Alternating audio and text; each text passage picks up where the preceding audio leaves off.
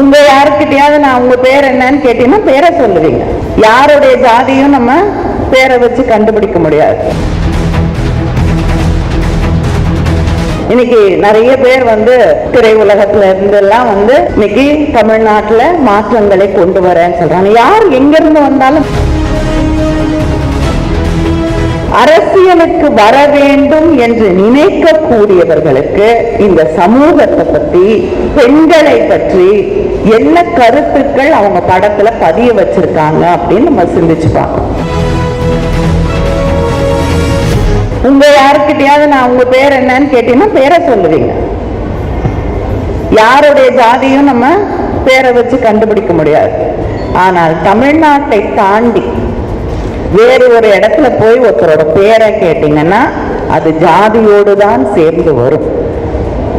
மனிதர்களை மனிதர்களாக, நான் அதுக்காக தமிழ்நாட்டுல ஜாதியே இல்லை, யாருக்குமே அந்த உணர்வு இல்லைன்னு சொல்ல வரல.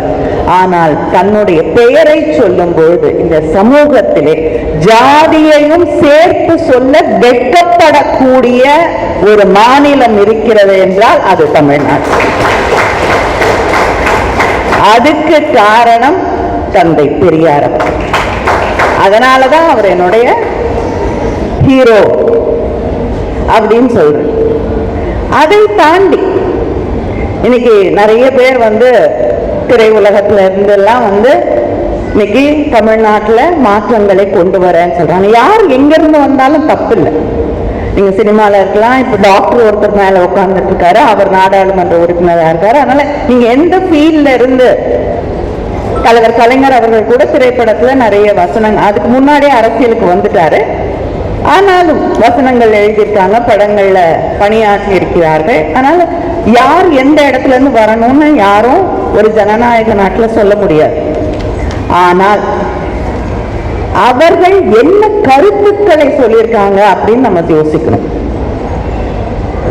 நம்ம திரைப்படங்களை பார்க்கலாம். பார்க்கும்போது அரசியலுக்கு வர வேண்டும் என்று நினைக்கக்கூடியவர்களுக்கு இந்த சமூகத்தை பத்தி, பெண்களை பற்றி என்ன கருத்துக்கள் அவங்க படத்துல பதிய வச்சிருக்காங்க அப்படின்னு நம்ம சிந்திச்சு பார்க்கணும். இப்ப திருப்பி பார்க்கலாம். படம் அடிக்கடி தொலைக்காட்சிகள்ல போடுறாங்க.